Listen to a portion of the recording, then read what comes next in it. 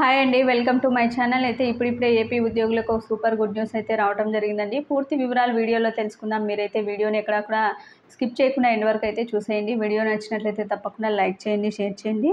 ఇక రెవెన్యూ సమస్యలను పరిష్కరించేందుకు ప్రత్యేక గ్రీవెన్స్ సెల్ను ఏర్పాటు చేయాలని ప్రభుత్వం అయితే భావిస్తుందని, అందుకు తగ్గట్టుగానే రెవెన్యూ శాఖలో నుంచి అనుభవం కలిగిన అధికారులను తగు సూచనలు, సలహాలు ఇవ్వాలని రాష్ట్ర రెవెన్యూ శాఖ మంత్రి అవగానే సత్యప్రసాద్ అయితే కోరారండి.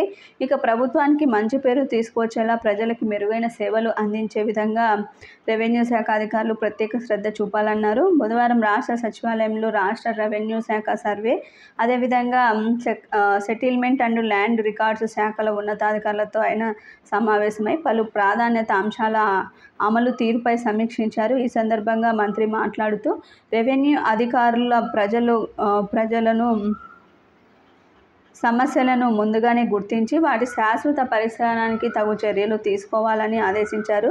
రాష్ట్రంలో అమలు చేస్తున్నటువంటి digital India land record modernisation programme, resurvey, గ్రామాల్లోని ఫైనల్ రికార్డుల స్థితిగతులు, న్యూ సిటిజన్ సర్వీస్ అమలు, రెవెన్యూ అధికారులకు అందజేసే సర్వే శిక్షణ, కుల ధృవీకరణ పత్రాలు సత్వర జారీకై అనుమతిస్తున్న విధి విధానాలు తదితర అంశాలపై ప్రత్యేక దృష్టి సారించాలని రాష్ట్ర రెవెన్యూ శాఖ స్పెషల్ సెక్రటరీ వీరందరూ కూడా ఈ యొక్క సమావేశంలో అయితే కీలక నిర్ణయాలు అయితే తీసుకున్నారండి.